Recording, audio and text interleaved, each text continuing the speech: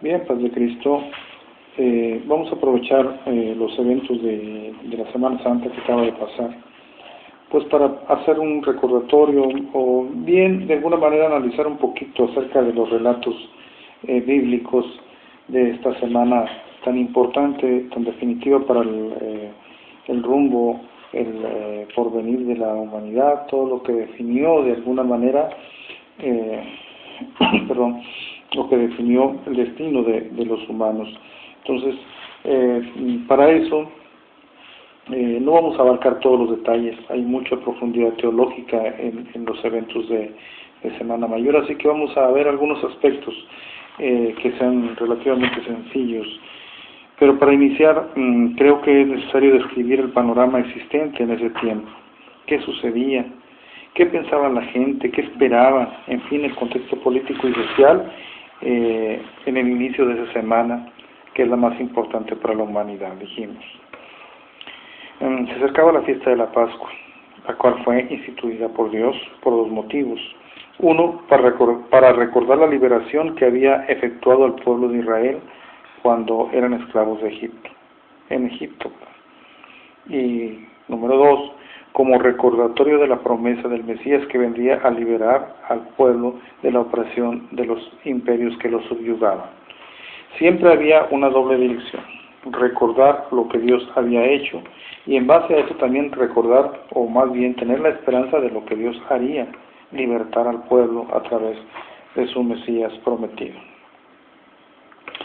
Ahora bien, lo que se veía por todas partes eran las caravanas de judíos de todas las tribus de Israel dirigiéndose a la ciudad santa, caminando por el desierto rocoso. Siempre el camino llegaba hasta el Monte de los Olivos, ya un lugar muy diferente, mucho más agradable y sobre todo en donde se podía observar perfectamente a Jerusalén, la gran ciudad de Jerusalén, magnífica vista que tenía desde el Monte de las Olivas. Estas multitudes habían escuchado durante 3 años acerca de los milagros y señales que Jesús hacía y querían verlo. Bien, pues decían, o más bien les comentaban que era el Mesías, que hacía señales de Mesías. Entonces estaban a la expectativa de conocerlo y ver si él era. El viaje hacia Jerusalén ahora tenía un motivo adicional: ver si Jesús era el Mesías y si realmente delante de sus ojos podían ver el cumplimiento de la promesa de Dios. Pero por otra parte, el liderazgo judío quería aprender y ejecutar a Jesús. Sabían que si la gente lo aclamaba y lo sentaban como rey de Israel, Roma lo tomaría como un desafío a su autoridad y llegarían a la santa ciudad para imponer el gobierno del César, seguramente con derramamiento de sangre, entre lo cual lo primero sería pues quitar a ese liderazgo judío al cual el imperio le había encargado que mantuviera la paz y la obediencia hacia el imperio, el gran imperio romano. Así que para la mayor parte de la gente constituía a Jesús la más gloriosa esperanza de liberación, pero para el liderazgo judío significaba el Señor la más grande de las amenazas. Ahora bien, Jesús se encontraba en Betania, en casa de María y Marta, después de haber resucitado a Lázaro. Imagínense la escena. Cerca de Jerusalén estaba Betania, a algunas 2 millas aproximadamente. Y a los peregrinos les llegó la noticia de que Jesús, de quien habían escuchado tantas maravillas, acababa de resucitar un muerto. Y estaban allí, en esa cercana ciudad. Obviamente sus corazones rebosaban de gusto, de emoción, de expectación ante la posibilidad de que sus ojos vieran al glorioso Mesías prometido y ser participantes del cumplimiento de la promesa de la liberación de Israel y del establecimiento del reino sin fin del Hijo de David. Así que podemos imaginar el gran alboroto y expectación de esta inmensa multitud. La gente estaba muy emocionada y ahora había desviado su camino, y de ir a Jerusalén ahora iban a buscar a Jesús, querían ver a Jesús, querían ver al que había resucitado muertos, al que había levantado paralíticos, al que le había dado vista a los ciegos, el que había alimentado multitudes y que ahora había resucitado a un muerto que ya tenía días. De hecho, su cuerpo ya estaba corrompido, se había echado a perder, y sin embargo aún así lo levantó. Señales, señales y más señales de que era el Mesías prometido. Ahora tenían la oportunidad de verlo. Se dirigieron a ver a Jesús de cerca. ¿Qué sucedía? Pues bien, Jesús hizo algo, o se disponía ahora a hacer algo que pues había rehuido de alguna manera a hacer públicamente.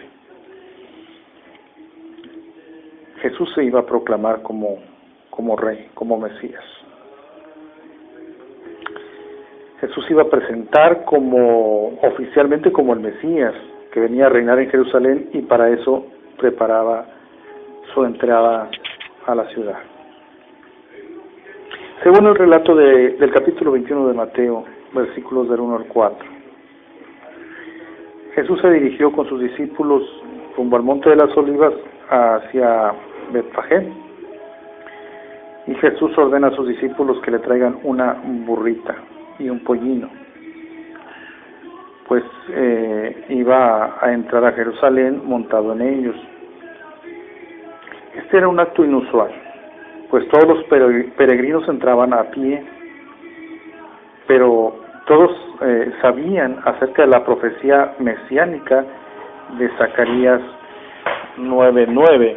De alguna manera Jesús obviamente era algo totalmente intencional, el que mandaba traer ese asnito o esa asna, era una burrita con un pollino, y pues quería entrar a la ciudad montado en ellos. La gente sabía que esa era una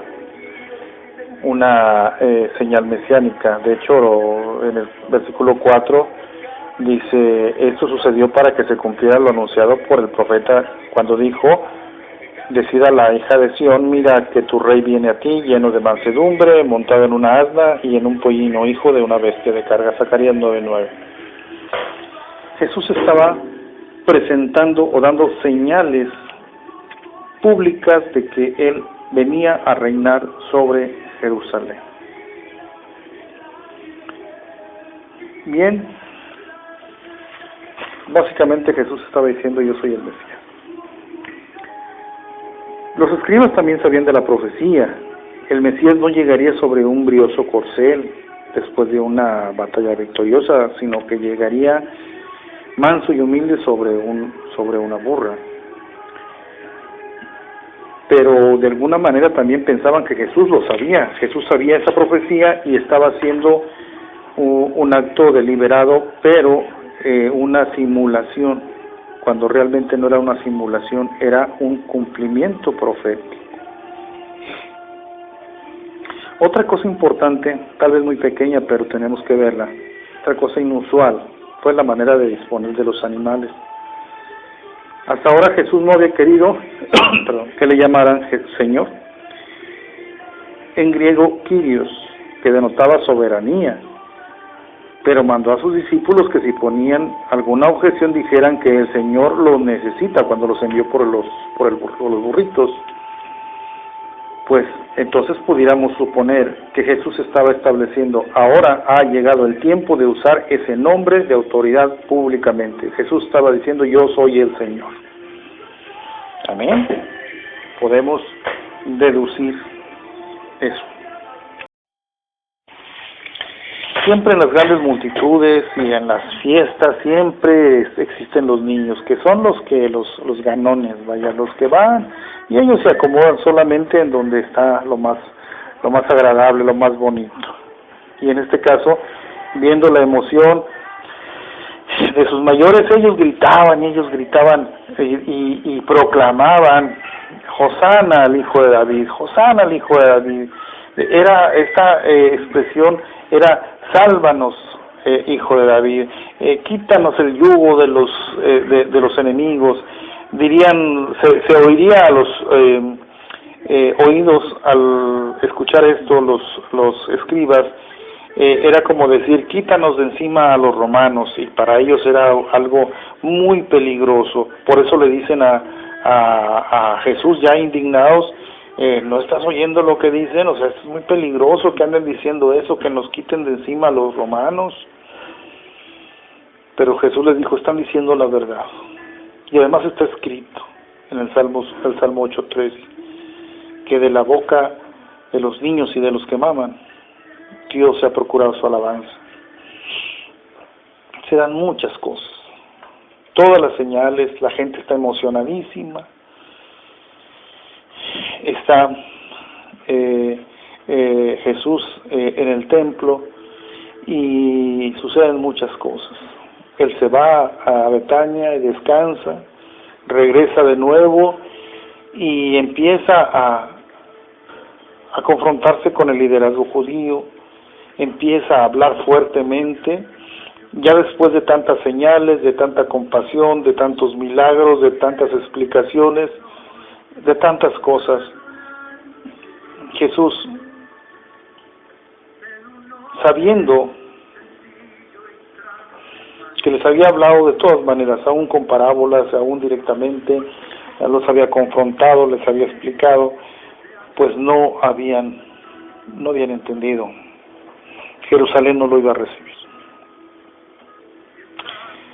El Señor se había dado cuenta de que Judas lo iba a entregar. Ya sabía que lo iban a matar.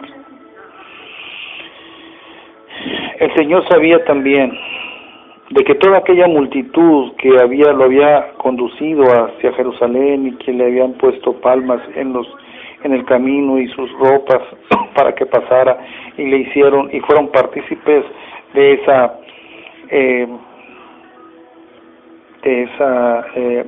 ese recibimiento glorioso. Dentro de poco iban a estarle gritando: crucifíquenlo, crucifíquenlo. Y nos podemos preguntar: ¿por qué ese cambio en unos cuantos días? ¿Qué sucedió? Hay bastante evidencia escritural, pero vamos a usar ahorita la lógica.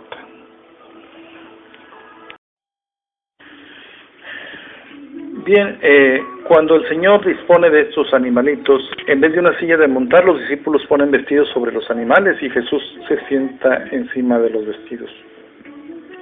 Una numerosa multitud, sobre todo peregrinos de Galilea, que vienen a celebrar la fiesta por el mismo camino y con la misma finalidad, extienden vestidos en el camino, y otros lo cubren con ramas de árboles. Sin palabras ya denotan la importancia de la entrada. A pesar de la sencillez de las circunstancias, parece que comprenden la magnitud del acontecimiento. El que está sentado humildemente en una burra es más que un jefe de un ejército que regresa a casa después de un combate victorioso. Y es más que un rey que toma posesión de la capital del país subyugado. A estos se les hacían unos recibimientos magníficos, pero este era otro, alguien que venía humildemente sobre una burra, era otro. Pero ¿quién es este que por primera vez entra en la ciudad? Las voces de los peregrinos lo hacen saber y le dan la bienvenida al Hijo de David. Lo habían reconocido. El Mesías era el que entraba de esa manera. Se da la bienvenida al Hijo de David. Así es el título inconfundible. Así lo habían llamado los dos ciegos delante de los que veían. En Mateo 9:27 y 20:30. Así lo reconoció aquella mujer de un país pagano delante de los hijos, las ovejas perdidas de la casa de Israel, en el 15:22. Solo una vez se formuló la pregunta de si es o no el hijo de David, en el capítulo 12, versículo 23. En esa ocasión se pregona en voz alta: bendito el que viene en el nombre del Señor. El clamor generalizado de toda la gente. Lo habían reconocido como Mesías. Este era el Mesías, estaba dando las señales de Mesías, había hecho milagros como el Mesías, había dado alimentación a mucha gente como el Mesías, ahora resucitaba muertos como el Mesías. Venía también sobre un pollino, sobre un asna, como el Mesías, y había que recibirlo como el Mesías. Había una emoción tremenda. La gente lo acompañaba rumbo a Jerusalén para darle la bienvenida para que estableciera su reino. Gloria a Dios. Cada uno venía en el nombre de Jehová, quien quería adorar en Jerusalén. Pero este peregrino, montado en esa cabalgadura, es bendito sobre todos. Ningún otro ha de ser recibido como hijo de David con tal expectación y esperanza, porque ningún otro viene como él en el nombre del Señor. En esa hora sonó por primera vez, como homenaje tributado a Jesús, lo que la comunidad celebrante clamaba cuando va al encuentro de su Señor. Después del prefacio de la celebración eucarística. Pero, de cierto modo, por medio del que llega la bendición, se vuelve a Dios. Jesús viene en el nombre del Señor.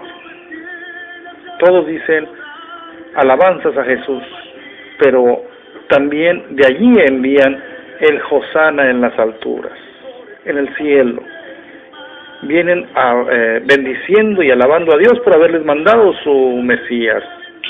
Loado, alabado sea Dios en el cielo, donde ya se cumple su voluntad, según capítulo 6, versículo 10.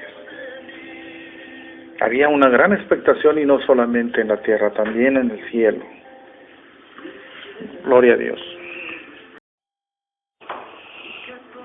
La gente emocionada había descubierto al Mesías.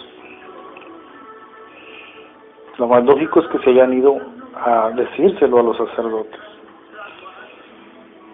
Lo primero que harían es ir con el liderazgo espiritual y decirle: ya encontramos al Mesías, prepárense para recibirlo. ¿Quién es? Es Jesús de Nazaret. Sin embargo, recibieron informes contrarios, desalentadores. Estos líderes judíos, estos líderes espirituales de ese pueblo, les bajaron la moral. Dijeron: Jesús, nosotros lo hemos visto, y ese es un falso. ¿Por qué? ¿Por qué un falso? Porque todos los judíos respetamos el sábado, el día de reposo, y Jesús viola el sábado. Y no solamente eso, lo hace sistemáticamente, empieza a hacer obras los sábados, y lo hace siempre, y es muy obstinado en eso. Un judío nunca viola el reposo sabatino. Jesús lo hace y enseña a sus discípulos a hacerlo. También dice que Él se hace igual a Dios, y dice que lo adoremos como Dios.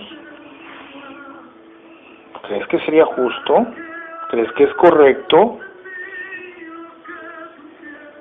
También les dirían: hay muchas evidencias más.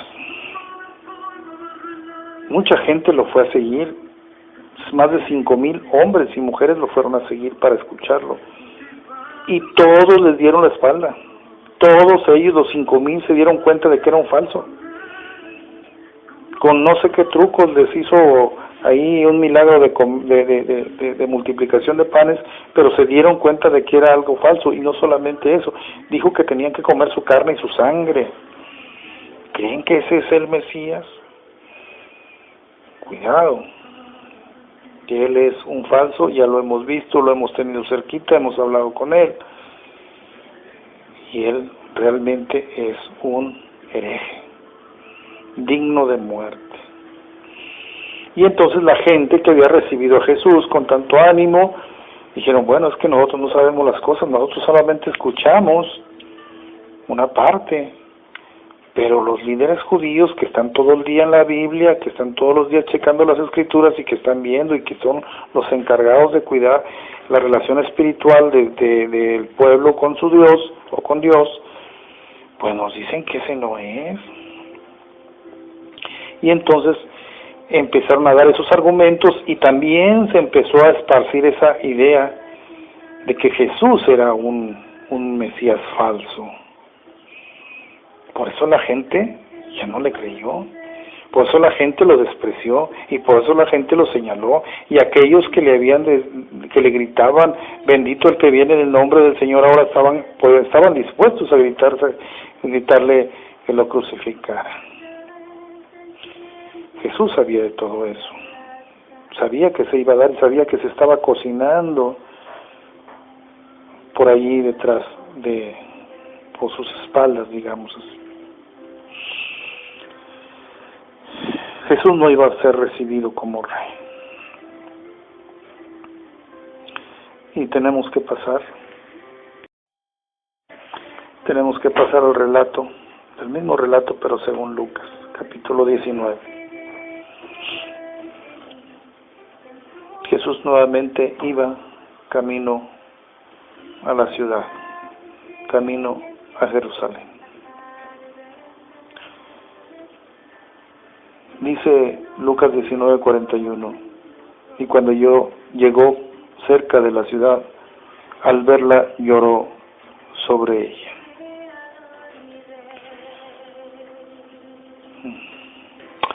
Cuando dice lloró sobre ella, el idioma griego donde como se escribió el Nuevo Testamento, habla de un lamento, de un profundo lamento, muy adentro de su ser, de un sentir, de un clamor, desde muy adentro del alma. Era algo doloroso. Vio la gran ciudad y lloró sobre ella. Era su ciudad, a los suyos vino, pero los suyos no nos recibieron, diría después Juan en su evangelio. Tanto tiempo de cuidar ese pueblo, esa ciudad, el pueblo de Dios, que ahora venía Dios mismo, el verbo de Dios, a cumplir la profecía de Isaías, en donde sería Emmanuel, Dios con nosotros. Y no lo recibieron. Él sabía que había dos opciones para Jerusalén, y estaban escogiendo la peor, la mala, digamos. Y en su clamor el Señor iba llegando a la santa ciudad, se detuvo y la vio y dijo: si también tú conocieses, a lo menos en este tu día, lo que es para tu paz, mas ahora está encubierto de tus ojos. Porque vendrán días sobre ti cuando tus enemigos te rodearán con vallado y te sitiarán, y por todas partes te estrecharán, y te derribarán a tierra, y a tus hijos dentro de ti, y no dejarán en ti piedra sobre piedra, por lo cual no conociste el tiempo de tu visitación. No conoció Jerusalén el tiempo de su visitación. No se dieron cuenta. Dios estaba llegando a ella, estaba visitando Dios a la ciudad, y no se dieron cuenta. tanto tiempo, tantos siglos esperando ese momento, y en el momento en que llegó, no se dieron cuenta. Jerusalén estaba en esa semana, en ese tiempo, estaba en dos posibilidades. Una de ellas, reconocer al Hijo de Dios, sentarlo en su trono y empezar un reinado glorioso de paz, de abundancia y de bendición. Pero también tenía la otra posibilidad, que fue la que escogió: rechazar al Hijo de Dios y entonces estar condenada a cosas terribles, a un futuro desolador, tremendo.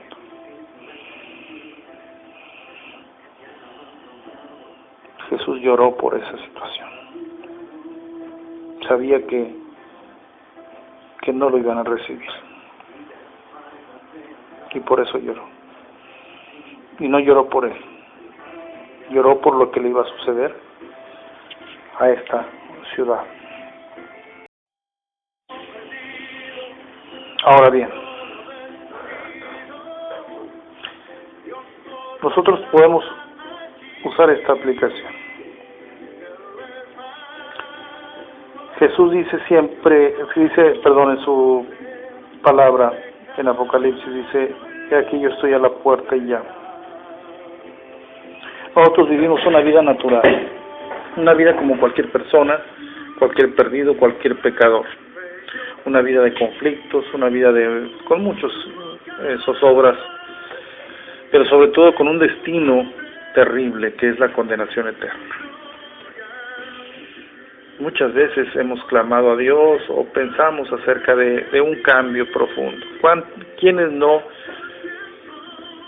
han exclamado alguna vez, si tuviera oportunidad de comenzar de nuevo? Muchos de nosotros tuvimos en un tiempo una visitación. Jesús nos visitó, tocó nuestro corazón, estaba a la puerta de nuestro corazón y lo dejamos entrar, y nuestra vida cambió. Y ahora tenemos una vida eterna, unas promesas gloriosas y una ayuda sin igual aquí en este mundo.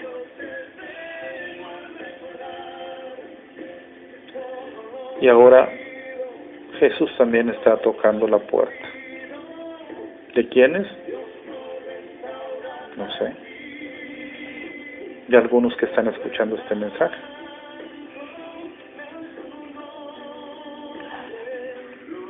Hay la oportunidad de tener un futuro glorioso con Cristo reinando en nuestro corazón, o también está la oportunidad de darle la espalda y no reconocer su visitación.